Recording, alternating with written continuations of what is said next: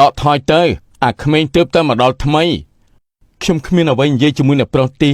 ជួបគ្នាថ្ងៃប្រកួតខ្ញុំលាសិនហើយយើងមើលដឹងអាអ្នកចំណូលថ្មីនេះចំណេះដឹងវាគ្រាន់បើប្រហែលអញមុខជាចាញ់វាមិនខាន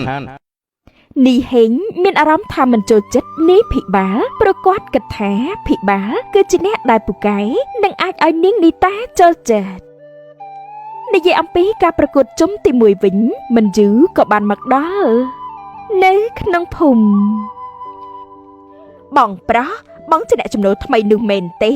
បងពិតជាសង្ហាណាស់ខ្ញុំអរគុណហើយអ្នកនាងតែខ្ញុំក្រីក្រមិនសង្ហាអីនោះទេខ្ញុំមិនខុសទេបងពិតជាសង្ហាណាស់បងយកខ្ញុំធ្វើជាសង្សារតែម្ដងទៅបងជាកូនសេដ្ឋីមែនទេអត់ទេខ្ញុំក្រណាស់ខ្ញុំគ្មានផ្ទះនឹងមិនពូកែនោះទេព្រះអើយសាច់ឈាមល្អល្អះស្មានតែជាកូនមន្ត្រីសេដ្ឋីអុកញ៉ាតាមពិតអ្នកសុំទានសោះអាចថាអ្នកសុំទានក៏ត្រូវព្រោះខ្ញុំអត់មានអង្គហូបទេអូយខ្មាស់គេណាខ្ញុំសុំញ៉ៃបាច់ជាប៉ះអ្នកក្ររហាមទៅវិញហុយចំជាចង្រៃមែនបន្ទាប់ពីចេះមើលងាយហើយនាងណាតក៏បានដើរចេញយ៉ាងលឿនទាំងខឹងក្នុងចិត្តជាខ្លាំងហើយមិនយូរលោកមេភូមិភិរមក៏បានប្រកាសឡើងថាតើគ្រប់គ្នាមកជុំការប្រកួតអស់ហើយមែនទេចាមកគ្រប់គ្នាអស់ហើយលោកមេភូមិមើលទៅបេក្ខជនចូលប្រកួតច្រើនណាស់លោកមេភូមិនេះមកពីភូមិជើងសម្បូរអ្នកពូកែហើយក៏សម្បូរអ្នកចេះដឹងតាមសម្បូរអ្នកចូលរួមប្រកួតនោះអីណាប៉កពិតណាស់បើដូច្នេះ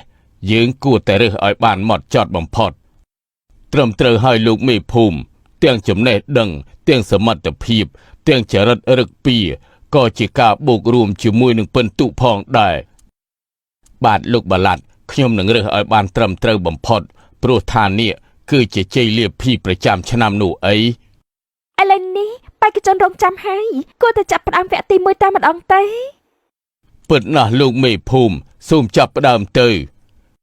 គ្រប់គ្នាចាំស្ដាប់ណាម្នាក់ត្រូវសរសេរអំពីល្បែងប្រជាប្រិយខ្មែរយើងឲ្យបានច្រើនបំផុតអ្នកណាដែលអាចសរសេរបានច្រើនជាងគេក្នុងចំណោម3នាក់នោះនឹងបានចូលទៅដល់វគ្គផ្ដាច់ព្រាត់ប៉ុណ្ណឹងទេហ៎ខ្ញុំគឺជាអ្នកដែលពូកែជាងគេនៅក្នុងភូមិខ្ញុំធ្លាប់ប្រឡងឈ្នះអស់ការប្រកួតជាច្រើនសំណួរប៉ុណ្ណេះណាមានអីអស្ចារ្យទៅចំណែកខ្ញុំតែងតែលេងល្បែងប្រជាប្រិយរៀងរាល់ឆ្នាំមិនអាចថាខ្ញុំមិនអាចរៀបរាប់បានច្រើននោះទេចំណែកខ្ញុំគ្មានអ្វីរៀបរាប់ច្រើនទេអ្នកនាងមានតែការសរសេរនៅលើស្លឹករឹតនេះតែប៉ុណ្ណោះខំឡើងគ្រប់គ្នាអ្នកដែលបានឈ្នះនឹងទទួលបានរង្វាន់យ៉ាងច្រើនសន្ធឹកសន្ធាប់មិនយូរការប្រកួតជុំទី1អំពីការរៀបរាប់ល្បែងប្រជាប្រិយខ្មែរត្រូវបានបញ្ចប់លោកបាឡាត់ក៏បានប្រកាសឡើងថាសូមអ្នកទាំងអស់គ្នាត្រៀមខ្លួនដើម្បីស្ដាប់លទ្ធផលសិនចុះយើងនឹងសម្រេចនៅក្នុងពេលបន្តិចទៀតនេះនៅក្នុងពេលសម្រាប់នោះដែរនីហេងក៏បានដើរសម្ដៅទៅកាន់នីតារួចបាននិយាយថាអូនីតាបើសិនជាបងឈ្នះវគ្គនេះឬក៏ឈ្នះការប្រកួតតើអូនព្រមរៀបការជាមួយបងទេគឺយកបងទៅបងជាអ្នកមានចំណេះមានទាំងទ្រព្យសម្បត្តិច្រើនជាងគេនៅក្នុងតំបន់នេះណាតែខ្ញុំសុំនិយាយត្រង់ចាស់ខ្ញុំមិនស្រឡាញ់លោកទេមិនយ៉ាងจะល្អលោកគួរតែព្យាយាមប្រកួតឲ្យបានល្អបំផុតទេនីតានិយាយចប់ក៏បានដើរចេញទៅបាត់ទៅយើលេងដល់ចរិតផងហ៎ចាំមើលចុះអញនឹងយកនាងឯងឲ្យទាល់តែបាននិយាយអំពីនាងនុតវិញឃើញថាភិបាលគួរឲ្យអាណិតនាងក៏បាននាំនីតាទៅជួបនឹងភិបាលនាំខ្ញុំមកទីនេះធ្វើអីបងនុតអ្នកនាងមើលចោះគាត់ស្ងៀមស្ងាត់ណាស់សមជាអ្នកចេះដឹងហូយមិនគួរណាក្រីក្របែបនោះសោះគ្មានអីតាក់ទងនឹងខ្ញុំទេអ្នកនាងខ្ញុំមើលដឹងថាអ្នកនាងមានចំណាប់អារម្មណ៍លើគាត់នេះកុំនិយាយផ្ដេសផ្ដាសខ្ញុំគ្រាន់តែអាណិតប៉ុណ្ណោះសង្ឃឹមថាគាត់នឹងឈ្នះបានប្រាក់យកទៅចិញ្ចឹមជីវិតផងទៅចុះអ្នកនាងប្រកាសហើយមែនទេដែលគ្មានគិតអ្វីលើពីនេះទៀតនោះបានហើយការប្រកួតចិត្តចាប់ផ្ដើមហើយឆាប់ទៅក្នុងពេលនោះដែរលោកមេភូមិក៏បានប្រកាសម្ដងទៀតអំពីលទ្ធផលនៃជុំទី1សូមអ្នកទាំងអស់គ្នាត្រៀមខ្លួនចាំស្ដាប់លទ្ធផលទៅចុះក្នុងចំណោម3អ្នកនោះគឺ នោះគឺ ច្បាស់ជាខ្ញុំមិនខានទេព្រោះអីខ្ញុំគឺជានារីដែលពូកែនោះអី គឺបានទៅលើកូនលោកសេដ្ឋីឈ្មោះថាសុកហេងពិតជាខ្ញុំមែនថាហើយថាគឺជាខ្ញុំមិនខានទេអ្នកទី2នោះគឺអ្នកនាងណាតកូនលោកមន្ត្រី ថាហើយមកជាខ្ញុំមិនខានទេ អ្នកទី3នោះគឺបរោះដែលមានឈ្មោះថាភិបាលគឺខ្ញុំមែនទេខ្ញុំរំភើបណាស់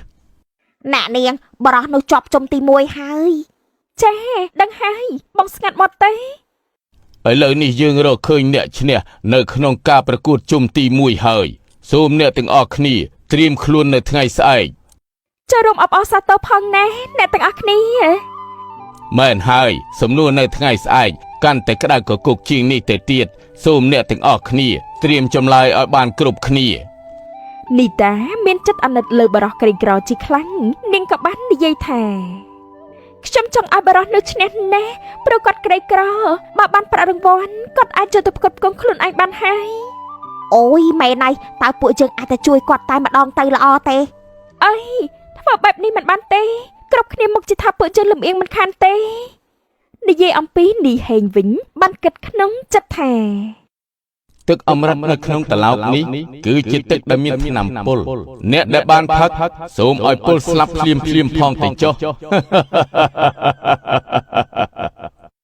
នីហេងបានយកទឹកអមរិតនោះត្រៀមទុកឲ្យដៃគូប្រកួតផឹកពុលគឺនាយភិបាលរួចគាត់សង្ឃឹមថានាយភិបាលនឹងចាញ់ការប្រកួតនៅតាមផ្លូវ ហើយល្វើយណាស់ខ្ញុំគួរតែសម្រាកនៅក្រោមម្លប់ឈើនេះសិនចុះ